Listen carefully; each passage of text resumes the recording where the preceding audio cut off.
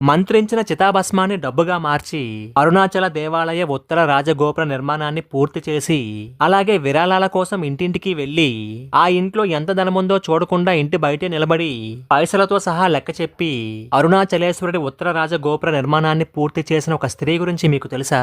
చెన్నైలోని గోపాలపిల్లై అలు అమ్మల్ దంపతులకి ఒక కుమార్తె జన్మించింది. ఆమెకు అమ్మని అమ్మలనే పేరు పెట్టారు. ఆమెకు ఒక వయసు వచ్చిన తరువాత ఆమె తల్లిదండ్రులు అమ్మని అమ్మల్కు పెళ్లి చెయ్యాలని ఏర్పాట్లు చేస్తున్న సందర్భంలో ఆమె ఇల్లు వదిలి ఎవరికీ చెప్పకుండా అదే ఊర్లో ఉన్న ఒక కొలను దగ్గర కూర్చొని అక్కడే ఉండిపోతుంది.